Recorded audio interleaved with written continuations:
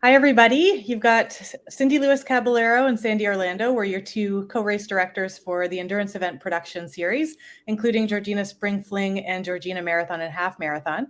And we have got Sarah from the Gatorade Sport Science Institute with us today. Thanks for coming, Sarah. She's going to talk a little bit about the impact of hydration on performance. Hi, thanks so much for having me. So yes, my name's Sarah Oikawa. I'm a scientist at the Gatorade Sport Science Institute in Bradenton, Florida. Awesome. Thanks for joining us. We're really excited to be partnering with Gatorade with our races. So a couple questions for you. I guess, first of all, what does Gatorade Sport Science Institute do? Yeah, so the Gatorade Sport Science Institute is a unique organization. So we're a group of just over 30 scientists who support the Gatorade business. And our main job is to ensure that all of our Gatorade products are backed by science. So making sure that there's adequate evidence to be able to support anything that we say about our products, and to ensure that any of our athletes consuming our Gatorade products are getting what they need in order to support their performance. Awesome. So can you give us an example of what kinds of research might be going on? Yeah, so we have two types of research that we do. We do internal research and we do external research. So external research would involve us supporting external researchers. So there may be something that we're interested in looking at in sports science, but we want to partner with those who are the best in the world in that area. And so we would work with them to support a research study. And then in terms of internal research, we have 3 laboratories in the US, one in Valhalla, New York, one in Bradenton, Florida, which is where I am, and one in Frisco, Texas. And so we would conduct research in any of those 3 labs or in all 3 of the labs. A good example of some recent research that we've done in our labs is in developing the GX sweat patch, which is something that's not yet launched in Canada, but is an adhesive single-use device that you would wear during exercise. And it gives you 2 main outputs. One is it tells you approximately how much sweat you've lost during the exercise bout that you did. And it also will tell you approximately how much sodium you lost during that exercise bout. So it gives you estimates of how much fluid you need to replace after that exercise bout, and then also how much sodium you should look to replace as well. And so all that fed into making the algorithms so that the patch would work was done at our 3 facilities. Awesome. That sounds like an exciting development. I'd be looking forward to seeing that for sure. So what's the importance of using a sport drink versus just water? Yeah, so there are several advantages to using a sport drink during the sport occasion. And so particularly, there are 4 main components of a sports beverage and how it helps with hydration. So the first is fluid. So of course you would get fluids with water. You would also get them with a sports beverage. But the second thing is flavors. So we know that if you were to drink plain water versus a flavored beverage, you're more likely to drink more of the flavored beverage than of the plain water, just because you enjoy the taste more. And that's true probably for most people. Another major component of sports beverages is the sodium content. So sodium plays kind of a dual role here. On one hand, sodium helps to stimulate thirst, so it helps you to drink more. And then on the other hand, sodium also helps to retain fluid. So it's important in fluid balance. And so in helping with fluid retention, it helps you to retain more of the fluid that you drink. And the last major component that's important of a sports beverage is the carbohydrate content. So depending on the carbohydrate level, the beverage would provide both fuel. So the primary fuel for exercise being carbohydrates. And so carbohydrates in the beverage would help you to have more fuel, to be able to use the fuel that you're consuming during exercise instead of having to stores of carbohydrate. And then additionally, carbohydrates in a sports beverage help with fluid absorption. And so it allows fluid to be absorbed faster than plain water. Okay. So I think we're going to explore some of those when we get into talking about myth busting, because I think there are a few misconceptions about carbohydrates and sugar and that sort of thing. But before we talk about that, what happens to the body in a state of dehydration? Or what's the impact of dehydration on performance specifically? Yeah, so we know that at about 2% dehydration is where we start to see impacts of dehydration on performance. And when I say 2%, What I mean is if you were to take your body weight before you did exercise and then you were to take it after exercise, let's pretend in this instance that you didn't have anything to drink during that exercise bout, which we would never recommend, but just for ease, let's pretend like you didn't drink anything. If you were to take your body mass before exercise and your body mass after, if your body mass went down by more than 2% or more, it likely means that you would have seen an impact on your performance from that state of dehydration. And so we try to aim so that athletes are consuming enough fluid so that they don't lose substantial body mass during that time. But there are a lot of factors that impact the rate of dehydration in different athletes. Mm-hmm. So what sort of things would one notice about themselves? What would your indicators be about your state of hydration? Yeah, so I think the first and the easiest symptom would be that you're thirsty. If you were, post-race noticing that noticing that you're dehydrated, it would be a change in your urine color. So typically we would like your urine color to be like a lemonade, like a light color. But if it's very dark, it means that you are dehydrated. During the event itself, we would see, maybe a little bit of dizziness, maybe some lack of focus, some confusion, and definitely greater feelings of fatigue. Mm-hmm. Okay. Okay, so let's do some myth busting then. Sugar. I know an awful lot of people might be concerned about sugar and the intake of sugar. Yeah, absolutely. And so kind of going back to what we were talking about with carbohydrates, the dual function that it serves in a sports beverage, but in general, when we think about sugar, kind of taking a step back and thinking about our bodies and how we use what we use for fuel. So when I talk about fuel, I mean like what is moving us forward? What are we using for energy in our bodies? So we have stores of carbohydrates in our body, the largest store being in our muscles, and then we store a little bit in the liver, but it's really not that substantial.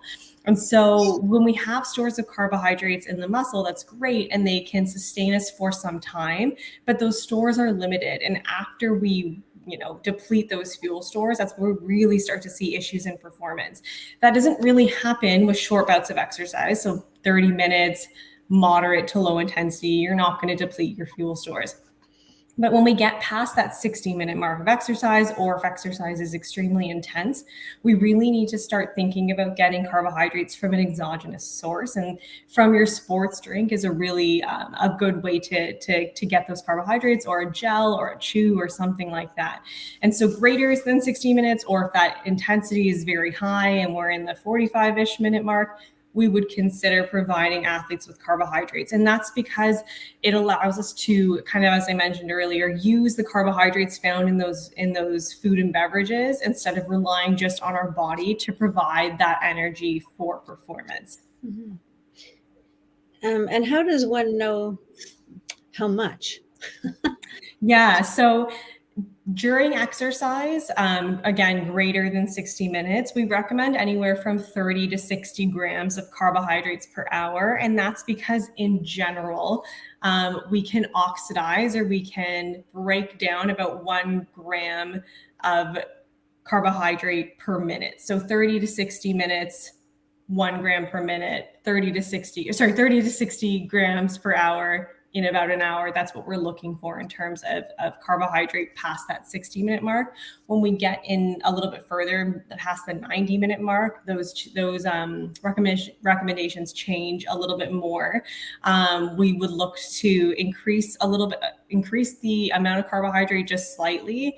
And we would also look to get carbohydrates from two different sources. So we call it multiple transportable carbohydrates. And that's because you're able to oxidize them or break down that fuel a little faster. So a good example of the blend of carbohydrates we would use past 90 minutes would be like a glucose fructose blend.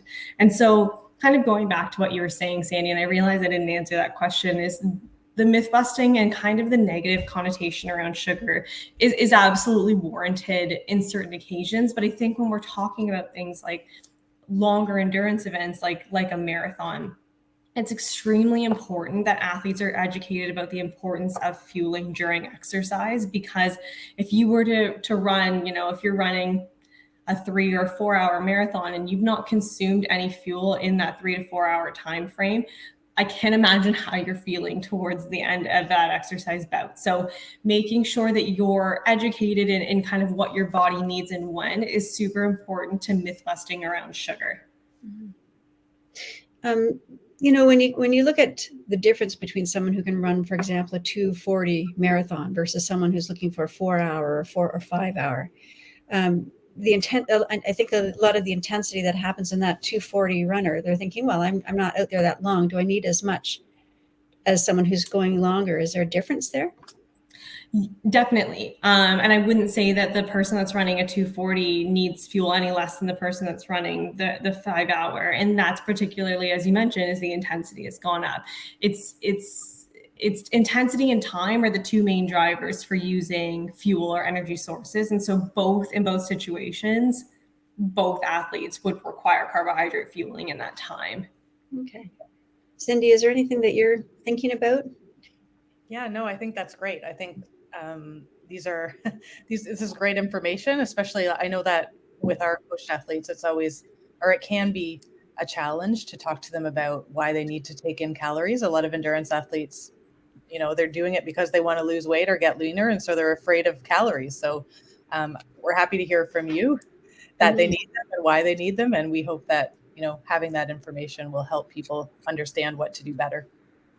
Yeah, and I think if I can just add to that, Cindy, in terms of calories and being afraid of calories, I think that when you're training for a marathon, you're putting your body under a lot of stress.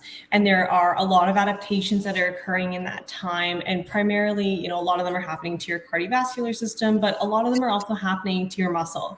And if you are under consuming calories, it means that your body's going to use the calories you do have to support vital functions. So you being alive, they're not necessarily going to go to those extra bits, which is remodeling your muscles so that it can get stronger, more efficient to help you run that marathon. So really under consuming calories while you're training for that marathon is going to put you in an even greater deficit than if you just consume what your body needs you to consume so you can perform better. Yes. And I always say, the place to save calories is not during your exercise. The place to save calories is the rest of the day. So Thank you for confirming that. And thank you for joining us. I have two more questions. Can I throw those in there? Two more questions. Yep. Yeah, sorry. If you're okay with it, I guess I wanted to ask about recovery, the impact on recovery if you're going into deficit or even just, getting dehydrated. Yeah, so really important things kind of the recovery spectrum. One, you want to make sure that you're hydrating enough to replace what you've lost and more after exercise. And part of that reason is, so say you estimate you lost 2 liters during your exercise bout, which is a lot. You would want to drink more than 2 liters for a couple of reasons. One is you're continuing to sweat after exercise. So if you just go from the moment you stop, that you're going to need more than that. And two, because you want to make sure that you're not just replacing what you lost. You want to make sure that you're continuing to hydrate for your next bout. And something really important that we know, and I know, during a marathon, it's a little bit of a different egg because you don't have access to fluids all the time the same way you would if you were maybe in a sport with kind of a sideline where you could grab drinks all the time. But we know that athletes really overestimate how much they are rehydrating versus how much they actually are.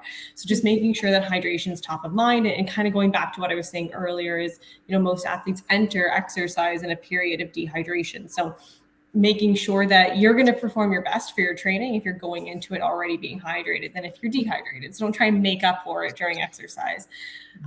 Also, in terms of recovery, as we mentioned, replenishing those glycogen stores. So we have stores of carbohydrate in the muscle.